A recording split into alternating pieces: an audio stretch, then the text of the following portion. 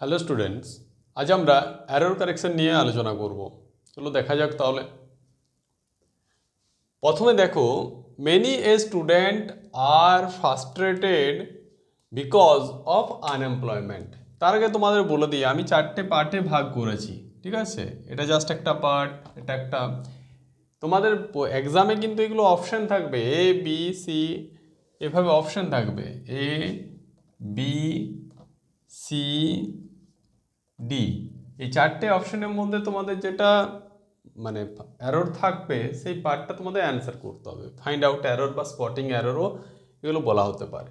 তো দেখো, প্রথম কোশ্চেনে many student are frustrated because of unemployment, ঠিক আছে? এবারে দেখো, তোমরা মনে করো মেনি এ যখন থাকবে তখন আমি কি বলেছিলাম, এটা সিঙ্গুলার ভার্ব ইউজ হয়। কারণ মেনি এ মানে কি, মেনি এ মানে হচ্ছে অনেকের মধ্যে একজন, তাই না? তার জন্য এটা হবে মেনি এ স্টুডেন্ট, যেহেতু আছে এটা আর হবে না, এক্ষেত্রে হবে is frustrated. Many a student is frustrated because of unemployment. ঠিক আছে, তার এরর পার্ট হলো বি, এটা আমাদের অ্যান্সার করতে হবে। পরের প্রশ্নে দেখো, it is true that the poor is unable to get nourishing food even today. দেখো, ইট ইজ ট্রু, এই পার্টে কোনো এরর নেই। দ্যাট দ্য পুয়ার ইজ, দেখো poor, the rich, the honest যখন ব্যবহার হয় তখন আমি কি বলেছিলাম, এটা একটা হোল ক্লাসকে ইন্ডিকেট করে। মনে আছে? এটা কি বলেছিলাম, একটা হোল ক্লাসকে ইন্ডিকেট করে। যদি মনে না থাকে তাহলে তোমরা আমাদের যে সাবজেক্ট ভার্ব এগ্রিমেন্টের যে ক্লাস সেটা অবশ্যই দেখে নেবে। দ্য পুয়ার, যেহেতু দ্য পুয়ার এটা হোল ক্লাস ইন্ডিকেট করছে, তাহলে কি হবে, এটা প্লুরাল সেন্সে জাজ হবে। তার জন্য এখানে কি হবে, পুয়ারের পর আর, তাহলে এরর পার্ট এটা, ঠিক আছে? তারপর দেখো, the child picked up a burnt paper from the street, মানে ছেলেটা রাস্তা থেকে একটা পোড়া কাগজ কুড়িয়েছে। দেখো, বার্নড পেপার, এখানে চাইল্ডের মধ্যে কোনো এরর নেই, পিকড আপ ঠিক আছে। এই যে বার্নড পেপার, যখন আমরা কোনো পার্টিসিপল ইউজ করা হয় তখন কি হয়, এটা থার্ড ফর্ম ইউজ হয়। বার্নের থার্ড ফর্ম কিন্তু বার্ন না, কি হয়, বার্নড, BURNT, বার্নড। তাহলে এটা কি হতো, বার্নড পেপারের পরিবর্তে বার্নড পেপার হতো। তাহলে এই পার্টে এরর আছে। People have a right to criticize, but at the same time, each of them have to remember his duty also. দেখো, সেন্টেন্সটা অনেক বড়, কিন্তু সেন্টেন্স বড় মানে তোমাদের ভয় পাওয়ার কিছু নেই। তোমাদেরকে ধৈর্য রাখতে হবে এবং ধৈর্য সহকারে সেন্টেন্সটা পড়তে হবে। যদি তোমরা সেন্টেন্সটা দেখেই প্রথমে ঘাবড়ে যাও তাহলে কিন্তু এরর কারেকশন ফাইন্ড আউট করতে পারবে না। আমি যে রুলসগুলো বলেছি সেইগুলো মাথায় রাখো এবং ধৈর্য সহকারে তোমাদের সেন্টেন্সটাকে পড়তে হবে। দেখো, people have a right to criticize, মানে লোকেদের কি এটা ক্রিটিসাইজ করার অধিকার আছে। এর মধ্যে কিন্তু আমি কোনো ভুল দেখতে পাচ্ছি না। পিপলের পর হ্যাভ ইউজ হয়েছে, এটা কারেক্ট ইউজ, তাই না? But at some time each of them, কিন্তু কখনো কখনো তাদের প্রত্যেকেই, এ দেখো ইচ অফ দেম মানে তাদের প্রত্যেকে, ইচ এভরি এগুলো থাকলে কি বলেছিলাম, সিঙ্গুলার ভার্ব ফলো করে। দেখো, রুলস যদি মাইন্ডে রাখো তাহলে কিন্তু ব্যাপারটা খুব ইজিলি করতে পারবে। যেমন দেখো, ইচ প্রত্যেকেই, তাহলে এখানে কিন্তু হ্যাভ হবে না, যেহেতু ইচ সিঙ্গুলার ভার্ব ফলো করবে তাহলে এটা কি হবে, হ্যাজ হতো। কি হতো, হ্যাজ টু ফলো হতো। তাহলে আমরা বুঝতে পেরে গেছি এরর আছে জাস্ট এই পার্টে এরর, তাই না? তারপরে দেখো বড় হওয়া সত্ত্বেও আমরা কত ইজিলি এররটা ফাইন্ড আউট করে নিলাম। অতএব সেন্টেন্স বড় বা ছোট এটা কিন্তু ম্যাটার না, ম্যাটার হচ্ছে আমরা কতটা শিখেছি সেটার উপর। যদি আমাদের জানা থাকে ব্যাপারটা তাহলে কিন্তু আমরা খুব সহজেই এররটা ফাইন্ড আউট করতে পারবো। তাহলে দেখতে থাকো এবং আমাদের যে পুরনো ক্লাসগুলো, যেমন noun and number, subject verb agreement বা আদার্স অ্যাডজেক্টিভের যে ক্লাস, এগুলো কিন্তু ভালোভাবে দেখতে হবে। আমি প্রত্যেকটা ক্লাসের শেষে কি করেছি, তোমাদেরকে কিছু কিছু এরর কারেকশনও প্র্যাকটিস করিয়েছি।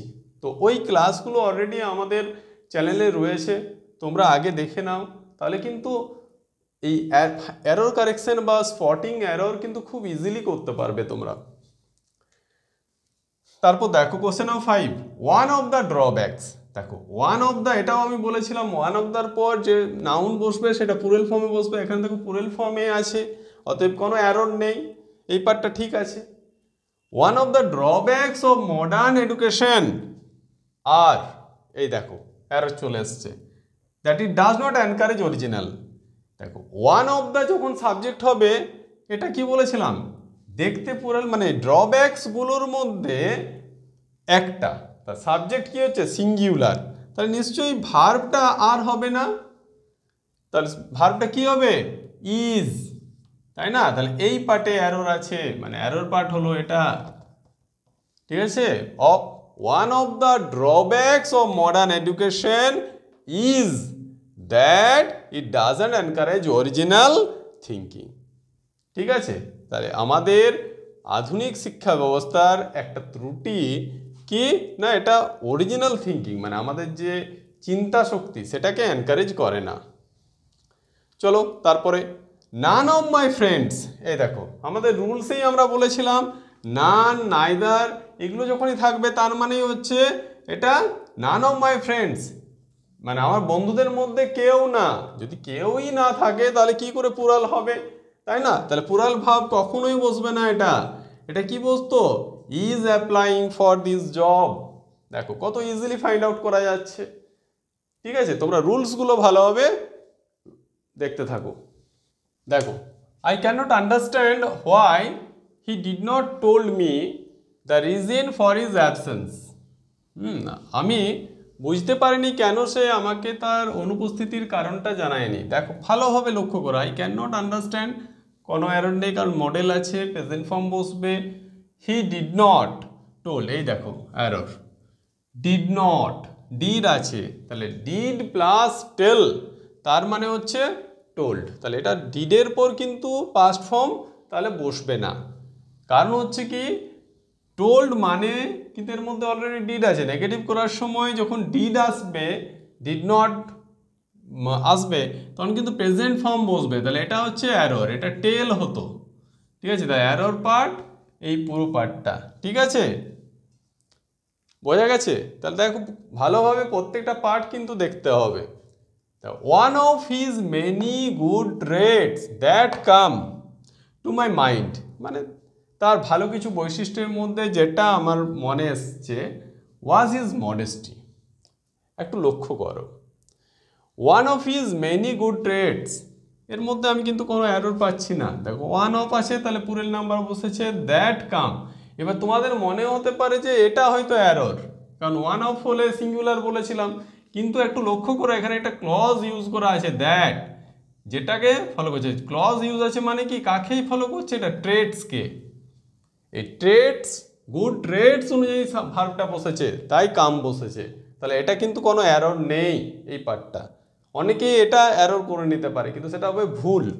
কেন হবে আমি বলে দিলাম, কারণ এই যে গুড ট্রেটস এটাকে বোঝাচ্ছে, তার জন্য এটা ঠিক আছে।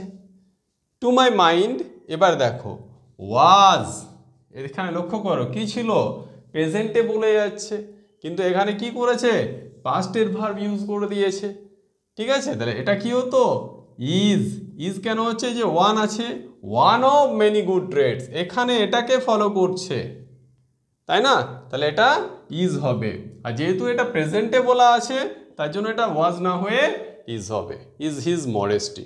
ওকে, তো এরর পার্ট হলো এই পার্টটা।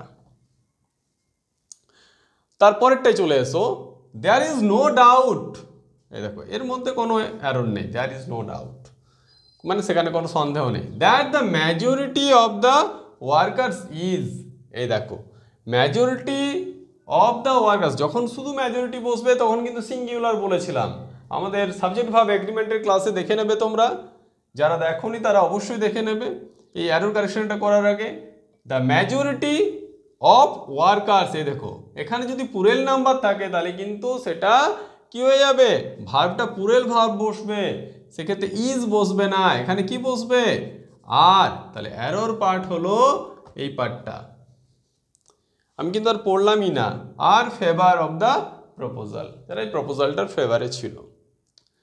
তারপরে দেখো, he led unconscious for half an hour, ঠিক আছে, he led unconscious for half an hour until he was seen by a passing motorist. মানে সে হয়তো রাস্তার ধারে আনকনসাস, অচেতন অবস্থায় পড়েছিল, আনকনসাস অবস্থায় যত হাফ অ্যান আওয়ার, প্রায় আধ ঘন্টা, যতক্ষণ না পর্যন্ত একজন পাসিং মোটরিস্ট তাকে দেখেছিল।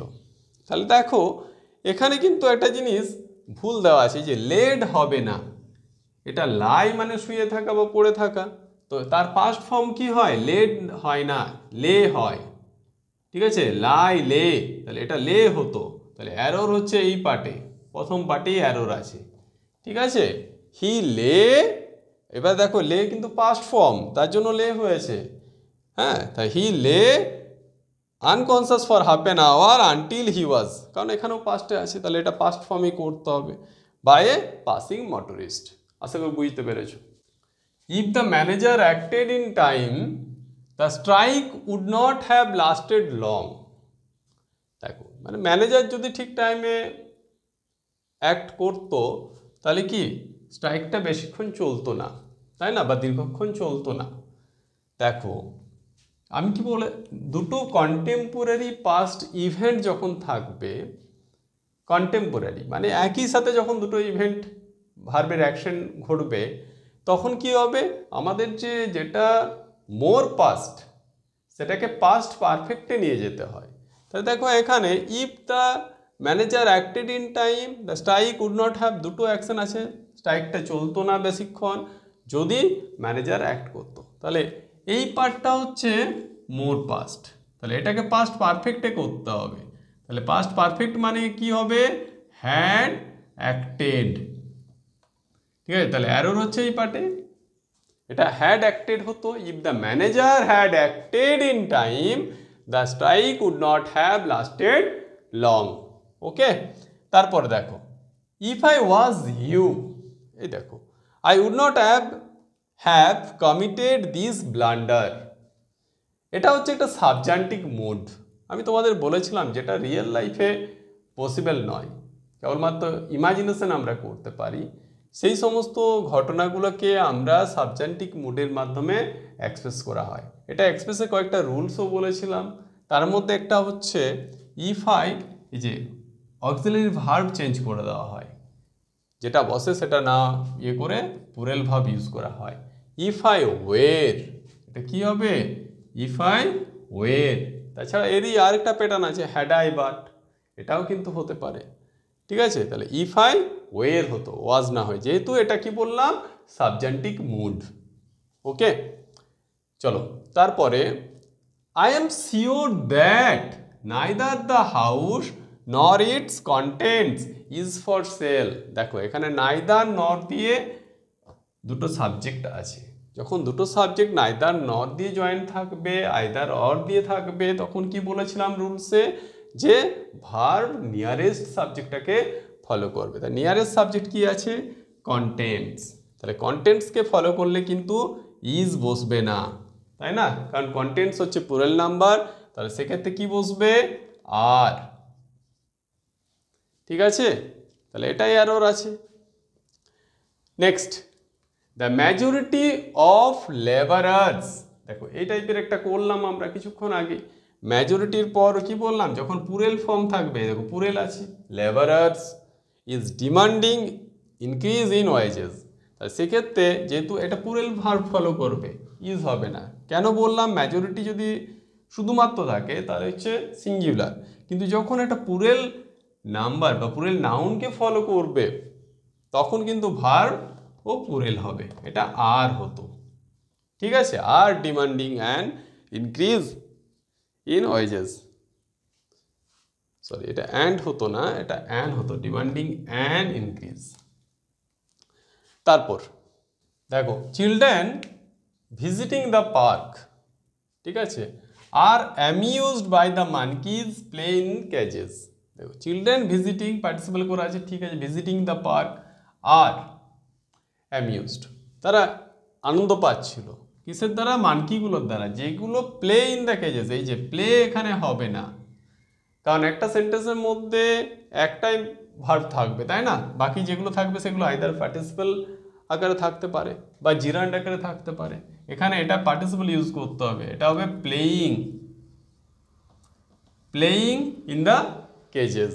তাহলে children visiting the park are amused by the monkeys, এখানে কি হবে? এটা playing in the কেজেস।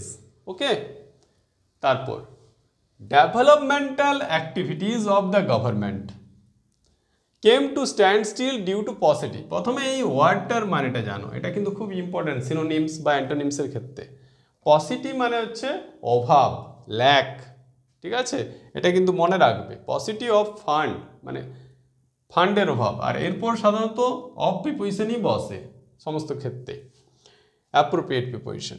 Developmental activities of the government came to a stand still due to the paucity of fund. দেখো এখানে যেটা আছে কেম, এই যে কেম, এটা হবে না, এটা হবে হ্যাভ কাম, ঠিক আছে? কি হবে?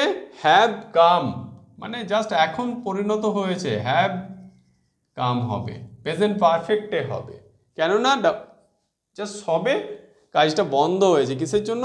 পসিটি অফ ফান্ড, তার জন্য এটা প্রেজেন্ট পারফেক্টে করতে হবে পাস্টের পরিবর্তে। ওকে, তাহলে এরর হচ্ছে এই পার্টে।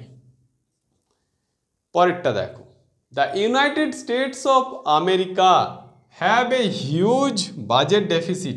ডেফিসিট মানেও কিন্তু পসিটির মতোই, ডেফিসিট মানে হচ্ছে অভাব। Despite the people's fabulous prosperity, মানে এখানে লোকেদের একটা ফ্যাবুলাস প্রসপারিটি মানে দারুণ উন্নতি থাকা সত্ত্বেও আমেরিকা কি হচ্ছে না, একটা হিউজ বাজেট ডেফিসিট রয়েছে। বাজেটের মধ্যে ডেফিসিট মানে অভাব, যেটা যেটা মানে ফান্ড যেটা ইয়ে নেই, বর্তমান নেই। তো ইউনাইটেড স্টেটস অফ আমেরিকা, দেখো এটা আমরা ক্লাসে বলেছিলাম, এটা হচ্ছে একটা কান্ট্রি নেম। তাহলে কি হবে সেক্ষেত্রে? এটা সিঙ্গুলার ভার্ব ফলো করবে, হ্যাভ হবে না, এটা কি হতো? হ্যাজ হতো, তাই না? দেখো, the news of his marriage to another girl was a shock to her, but she bore up bravely and went on as if nothing has happened. মানে the news of his marriage to another girl, মানে অন্য মেয়েকে তার বিয়ের যে খবরটা, was a shock to her, তার কাছে একটা আঘাত ছিল। but she bore up bravely, কিন্তু সে সেটাকে সাহসিকতার সাথে ট্যাকেল করেছিল বা সহ্য করেছে।